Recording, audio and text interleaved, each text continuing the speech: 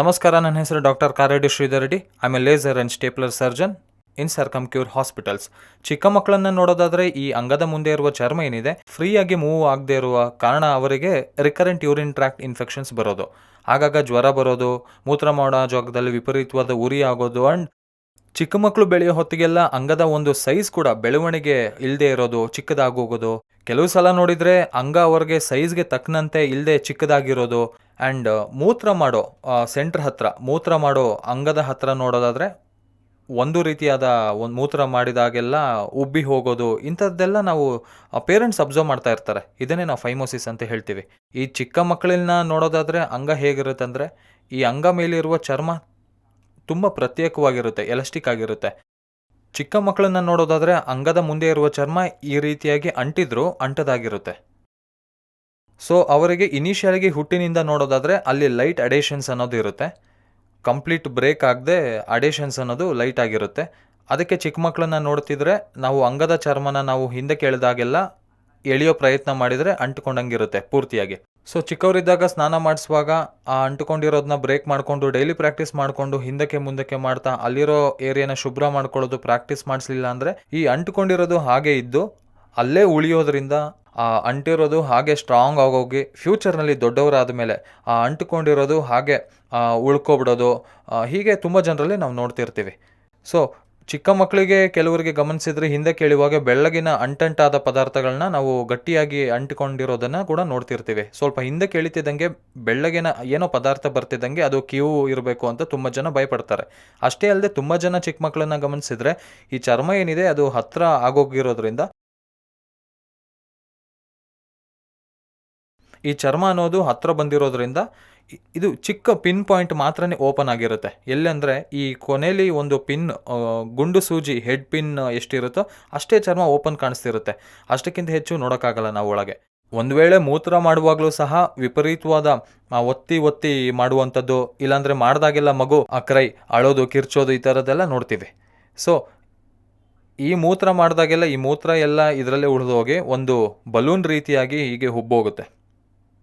Balloon ರೀತಿ ಉಬ್ಬೋಗಿ ಇದರಲ್ಲಿ ಮೂತ್ರ ಎಲ್ಲ ಸ್ಟಕ್ ಆಗೋದನ್ನು ನಾವು ನೋಡ್ತಿರ್ತೀವಿ. ಮೂತ್ರ ಎಲ್ಲ ಸ್ಟಕ್ ಆಗೋಗಿ ನಂತರ ಮೆಲ್ಲಗೆ ಹನಿ ಹನಿಯಾಗಿ ಸೋರಿ ಅದ ಮೇಲೆ ಎಂಟಿ ಆಗೋದನ್ನು ನಾವು ನೋಡ್ತೀವಿ. ಸೊ ಎಂಟಿ ಆದಮೇಲೂ ಕೂಡ ಉಳಿದೋಗಿ ಇಲ್ಲೇ ಮೂತ್ರ ಎಲ್ಲ ಉಳಿದೋಗೋದ್ರಿಂದ ಇದರಲ್ಲಿರೋ ಇನ್ಫೆಕ್ಷನ್ಸ್ ಆಗಲಿ, ಬ್ಯಾಕ್ಟೀರಿಯಾ ಆಗಲಿ ಮತ್ತೆ ಒಳಗೆ ಹೋಗಿ ರಿವರ್ಸ್ ಯೂರಿನ್ ಟ್ರ್ಯಾಕ್ಟ್ ಇನ್ಫೆಕ್ಷನ್ ಬರೋದಕ್ಕೆ ತುಂಬ ಕಾರಣಗಳನ್ನು ನೋಡಿಕೊಂಡ್ರೆ ತುಂಬ ಮೇಲ್ನೋಟಕ್ಕೆ ಕಾಣೋ ಕಾರಣಗಳೇನೆಂದರೆ ಫೈಮೋಸಿಸ್ ಅಂತೀವಿ. ಸೊ ಇಂಥ ಮಕ್ಕಳಿಗೆ ಏನಾಗುತ್ತೆ ಅಂದರೆ ರಿಕರೆಂಟಾಗಿ ಬಲೂನ್ ಲಾಕ್ ಆಗೋಗಿ ರಿಕರೆಂಟಾಗಿ ಇನ್ಫೆಕ್ಷನ್ಸ್ ಬರೋದು, ರಿಕರೆಂಟಾಗಿ ಫೀವರ್ ಬರೋದು, ಇಂಥದ್ದೆಲ್ಲ ನೋಡ್ತೀವಿ. ಸೊ ಇವೆಲ್ಲದಕ್ಕೂ ಶಸ್ತ್ರಚಿಕಿತ್ಸೆ ಒಂದೇ ಮಾರ್ಗ. ಈ ಸ್ಟೇಜ್ನಲ್ಲಿ ಬಲೂನಿಂಗ್ ಆಗುತ್ತೆ, ರಿಕರೆಂಟ್ ಯೂರಿನ್ ಟ್ರ್ಯಾಕ್ಟ್ ಆಗುತ್ತೆ ಅಂದರೆ ಇಮಿಡಿಯೇಟಾಗಿ ಡಾಕ್ಟರ್ ಹತ್ರ ತೋರಿಸ್ಕೊಂಡಾಗ ನಾವು ಆ ರೋಗನ ಡಿಸೀಸ್ನ ನಾವು ಡಯಾಗ್ನೈಸ್ ಮಾಡಿಸ್ಕೋಬೋದು. ಇದನ್ನೇ ನಾವು ಫೈಮೋಸಿಸ್ ಅಂತೀವಿ. ಚಿಕ್ಕ ಮಕ್ಕಳಲ್ಲಿ ತುಂಬ 100 ಮಕ್ಕಳನ್ನು ನೋಡಿದರೆ 80 ಮೆಂಬರ್ಸ್ ಕಿಡ್ಸ್ ಚಿಕ್ಕ ಮಕ್ಕಳು ಈ ಫೈಮೋಸಿಸ್ ಪ್ರಾಬ್ಲಮ್ನಿಂದ ಸಫರ್ ಆಗ್ತಿರ್ತಾರೆ. ಸೊ ನಾವು ಅದಕ್ಕೆ ಹುಟ್ಟಿದ ನಂತರ ನಾವು ಹಿಂದಕ್ಕೆ ಮುಂದಕ್ಕೆ ಪ್ರಾಕ್ಟೀಸ್ ಮಾಡಿಸಲಿಲ್ಲ ಅಂದರೆ ಅವರು ಸ್ಲೋ ಆಗಿ ಈ ರೀತಿಯಾದ ಪದ್ಧತಿಗೆ ಬಂದು ನಿಲ್ಲಬೇಕಾಗುತ್ತೆ. ಸೊ ಈ ಸ್ಟೇಜ್ನಲ್ಲಿ ಕಂಪಲ್ಸರಿ ಆಪರೇಷನ್ ಮಾಡಲೇಬೇಕಾಗುತ್ತೆ. ಸೊ ಈ ಚಿಕ್ಕ ಮಕ್ಕಳು ಆಪರೇಷನ್ ಅಂತಿದ್ದಂಗೆ ತುಂಬ ಹೆದರ್ತಾರೆ. ಈ ಕುಯ್ಯೋದು ಹೊಲಿಯೋದು ಎಲ್ಲ ಇರುತ್ತಲ್ಲ, ಅನೆಸ್ಥೇಷಿಯಾ ಅಂತ ಎಲ್ಲ ಹೇಳ್ತಾರಲ್ಲ ಅಂತ ಜೋರಾಗಿ ಹೇಳ್ತಾರೆ. ಆ್ಯಂಡ್ ಹಿಡ್ಕೋಬೇಕಾಗುತ್ತಲ್ಲ ಅಂತ ತುಂಬ ಯೋಚಿಸ್ತೀವಿ. ಈ ಏಜ್ನಲ್ಲಿ ಸರ್ಜರಿ ಮಾಡ್ಬೋದಾ, ಸರ್ಜರಿ ಮಾಡಿದ್ರೆ ಮತ್ತೆ ಫ್ಯೂಚರ್ನಲ್ಲಿ ಏನಾದರೂ ಕಾಂಪ್ಲಿಕೇಶನ್ಸ್ ಆದರೂ, ಅವ್ರ ಮದುವೆ ಆದಮೇಲೆ ಏನಾದರೂ ಕಾಂಪ್ಲಿಕೇಶನ್ಸ್ ಆಗುತ್ತಾ, ಮತ್ತೆ ಅಂಗ ಬೆಳೆಯುತ್ತಾ ಇಲ್ವಾ, ನೀವು ಅಂಗ ಕಟ್ ಮಾಡಿದರೆ ಅಂಗ ಫ್ಯೂಚರ್ನಲ್ಲಿ ಬೆಳೆಯುತ್ತಾ, ಮತ್ತೆ ಮದುವೆ ಆದಮೇಲೆ ಇವನು ಕೆಲ್ಸಕ್ಕೆ ಬರ್ತಾನ, ಹೀಗೆ ತುಂಬ ಜನ ನನ್ನನ್ನು ಡೌಟ್ ಕೇಳ್ತಾರೆ. ಸೊ ನಾವಿಲ್ಲಿ ನೆನ್ಪಿಡ್ಕೋಬೇಕಾಗಿರೋದೇನೆಂದರೆ ಅಂಗದ ಮೇಲಿರುವ ಚರ್ಮ ಮಾತ್ರ ನಾವು ತೆಗೆದು ಹಾಕ್ತೀವಿ ಹೊರತು ಅಂಗನ ಮುಟ್ಟೋದಿಲ್ಲ.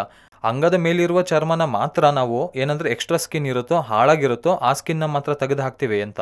ಸೊ ಇದು ಏನು ಎಕ್ಸ್ಟ್ರಾ ಇರುತ್ತೋ ಈ ಸ್ಕಿನ್ನ ಮಾತ್ರ ನಾವು ಇಲ್ಲಿವರೆಗೂ ತೆಗೆದು ಹಾಕಬೇಕಾಗುತ್ತೆ. ಸೊ ಈ ಮಾಡೋ ಪದ್ಧತಿ ಏನಿದೆ, ನಮ್ಮ ಹತ್ರ KSR ಸ್ಟೇಪ್ಲರ್ಸ್ ಅನ್ನೋದು ಅವೈಲಬಲ್ ಆಗಿರುತ್ತೆ. ಈ KSR ಸ್ಟೇಪ್ಲರ್ನಲ್ಲಿ ಮಾತ್ರನೇ ನಮ್ಮ ಸೆಂಟರ್ನಲ್ಲಿ ಸರ್ಕಮ್ಸಿಷನ್ ಸರ್ಜರಿ ಮಾಡೋದು. ಈ ಸರ್ಜರಿ ಹೆಸರೇ ಸರ್ಕಮ್ಸಿಷನ್ ಅಂತ ಕರಿತೀವಿ. ಇದನ್ನೇ ನಾವು KSR ಸ್ಟೇಪ್ಲರ್ ಸರ್ಕಮ್ಸಿಷನ್ ಸರ್ಜರಿ ಅಂತೀವಿ. ಈ KSR ಸ್ಟೇಪ್ಲರ್ಸ್ ಓನ್ಲಿ ಟ್ರೀಟ್ಮೆಂಟ್ ರೇಂಜ್ ಹಾಸ್ಪಿಟಲ್ನಲ್ಲಾಗಲಿ ಸರ್ಕಮ್ಕ್ಯೂರ್ ಸೆಂಟರ್ಸ್ನಲ್ಲಿ ಮಾತ್ರ ಅವೈಲಬಲ್ ಇರುತ್ತೆ. ಇದರಲ್ಲಿ ಬಳಸೋ ಸಿಲಿಕಾನ್ ರಿಂಗ್ಸ್ ಆಗಲಿ, ಪಿನ್ಸ್ ಆಗಲಿ ಡೈರೆಕ್ಟ್ ಪೇಷಂಟ್ ಸ್ಕಿನ್ಗೆ ಟಚ್ ಆಗಲ್ಲ. ಹಾಗಾಗಿ ಯಾವುದೇ ಥರ ಸೈಡ್ ಎಫೆಕ್ಟ್ಸ್ ಆಗಲಿ, ಕಾಂಪ್ಲಿಕೇಶನ್ಸ್ ಆಗಲಿ, ಬ್ಲೀಡಿಂಗ್ ಆಗಲಿ, ಊತ ಆಗಲಿ, ನೋವಾಗಲಿ ಇಂಥವೆಲ್ಲ ಯಾವುದೂ ಇರಲ್ಲ. ಮಕ್ಕಳಿಗೆ ಯಾಕಂದರೆ ಮಕ್ಕಳು ತುಂಬ ಚಿಕ್ಕವರು, ಹಾಗಾಗಿ ಸ್ವಲ್ಪ ನೋವಾದರೂ ಅಳೋದು, ಊಟ ಬಿಡೋದು ಇಂಥದ್ದೆಲ್ಲ ನೋಡ್ತಿರ್ತೀವಿ. ಬಟ್ KSR ಸ್ಟೇಪ್ಲರ್ನಲ್ಲಿ ಇಂಥವೆಲ್ಲ ಚೆಕ್ ಪಾಯಿಂಟ್ಸ್ ಮಾಡಿಕೊಂಡು ಚೆಕ್ ಮಾಡ್ಬೋದು. ಯಾಕಂದರೆ ಯಾವುದೇ ಥರ ಪೇಯ್ನ್ ಆಗಲಿ ಇಲ್ಲಾಂದರೆ ಯಾವುದೇ ಥರ ಊತ ಬರೋದಾಗಲಿ ಇಂಥವೆಲ್ಲ ನಾವು ಏನೂ ಆಗಲ್ಲ. ಯಾಕಂದರೆ ನಾವು ಅಪ್ರೋಪ್ರಿಯೇಟ್ ಸೈಜಸ್ ಸೆಲೆಕ್ಟ್ ಮಾಡಿಕೊಂಡು ಡಿಸ್ಕಾರ್ಡೆಡ್ ಅಂದರೆ ಡಿಸ್ಪೋಸಬಲ್ ಸ್ಟೇಪ್ಲರ್ಸ್ ಬಳಸ್ತೀವಿ. ಹಾಗಾಗಿ ರಿಪೀಟೆಡ್ ಆಗಿ ಮತ್ತೆ ಇನ್ನೊಂದು ಪೇಷಂಟ್ಗೆ ಬಳಸಲ್ಲ. ಹಾಗಾಗಿ ಸೈಡ್ ಎಫೆಕ್ಟ್ಸ್ ಇರಲ್ಲ. ಸೊ ಇವರಿಗೆ ಮತ್ತು ನೋಡೋದಾದರೆ ದೊಡ್ಡವರಿಗೇನೋ ಮತ್ತು ಪೆನಿಸ್ಗೆ ಕೊಡಬೇಕಾಗುತ್ತೆ, ಅಂಗಕ್ಕೆ ಕೊಡ್ತೀವಿ. ಚಿಕ್ಕ ಮಕ್ಕಳಿಗೆ ಮೈಲ್ಡ್ ಸೆಡೇಷನ್ ಕೊಟ್ಟು ಮಾಡ್ತೀವಿ. ಈ procedure less than 5 minutes surgery. ಇದು 5 ನಿಮಿಷದಲ್ಲಿ ನಾವು ಸರ್ಜರಿ ಕಂಪ್ಲೀಟ್ ಮಾಡ್ಬೋದು. ಸೊ 5ರಿಂದ 10 ನಿಮಿಷದವರೆಗೆ ಮಾತ್ರವೇ ಮಕ್ಕಳು ಮಲ್ಕೊಳ್ಳೋ ಹಾಗೆ ಇದನ್ನೇ ನಾವು ಶಾರ್ಟ್ GA ಆ್ಯಂಡ್ ಸೆಡೇಷನ್ ಅಂತ ಹೇಳ್ತೀವಿ. ಸೊ ಇದನ್ನು ಮಾಡೋದ್ರಿಂದ ವಿತಿನ್ 2 to 3 ಅವರ್ಸ್ನಲ್ಲಿ ಪೇಷಂಟ್ನ ಡಿಸ್ಚಾರ್ಜ್ ಮಾಡಿ ಕಳಿಸ್ತೀವಿ. ಆ್ಯಂಡ್ 2 to 3 ಅವರ್ಸ್ನಲ್ಲಿ ಯಾವುದೇ ಥರ ಸೈಡ್ ಎಫೆಕ್ಟ್ಸ್ ಇಲ್ಲದೆ ಇರೋ ಹಾಗೆ, ಪ್ರಿಕಾಷನರಿ ಮೆಷರ್ಸ್ ಏನೂ ಇಲ್ಲದೆ ಇರೋ ಹಾಗೆ ಇದಕ್ಕೆ ಇಮಿಡಿಯೇಟಾಗಿ ತಿನ್ನಿಸ್ಬೋದು. ವಾಟರ್ ಆಗಲಿ ಏನಾದರೂ ಕುಡಿಸ್ಬೋದು. ಯಾವುದೇ ಪಥ್ಯ ಆಗಲಿ ಯಾವುದೇ ರೀತಿ ಬೆಡ್ ರೆಸ್ಟ್ ಆಗಲಿ ಏನು ಅವಶ್ಯಕತೆ ಇರಲ್ಲ. ನೆಕ್ಸ್ಟ್ ಡೇಯಿಂದನೇ ಮಗು ಯಾವಾಗಿನ ಹಾಗೆ ಆಡ್ಕೋಬೋದು, ಸ್ಕೂಲ್ಗೆ ಆಗಲಿ ಕಳಿಸ್ಬೋದು. ಇಲ್ಲಿವರೆಗೂ ಇದ್ದ ಚರ್ಮನ ತೆಗೆದು ಹಾಕಬೇಕಾಗುತ್ತೆ. ಸೊ ಇದು ಎಲಾಸ್ಟಿಕ್ ಆಗಿರುತ್ತೆ. ಹಾಗಾಗಿ ಪಿನ್ಸ್ ಅನ್ನೋದು ಈ ರೀತಿಯಾಗಿ ಇಲ್ಲಿ ಬೀಳುತ್ತೆ. ಪಿನ್ಸ್ ಅನ್ನೋದು ಸೊ ಮಕ್ಕಳಾಗಿರೋದ್ರಿಂದ ನಾವು ಅಪ್ರೋಪ್ರಿಯೇಟ್ ಕರೆಕ್ಟ್ ಸೈಜ್ ಹಾಕಲಿಲ್ಲ ಅಂದರೆ ಒಂದೊಂದು ಸಾರಿ ಇಲ್ಲಿ ಎಡಿಮಾ ಬರೋ ಚಾನ್ಸಸ್ ಇರುತ್ತೆ. ಈ oedema temporary oedema. Correct sizes ಹಾಕೋದ್ರಿಂದ ಇಲ್ಲಾಂದರೆ ಸ್ವಲ್ಪ ದೊಡ್ಡ ಸೈಜ್ ಹಾಕೋದ್ರಿಂದ ಈ ಎಡಿಮಾನ ಕೂಡ ನಾವು ಅವಾಯ್ಡ್ ಮಾಡ್ಬೋದು.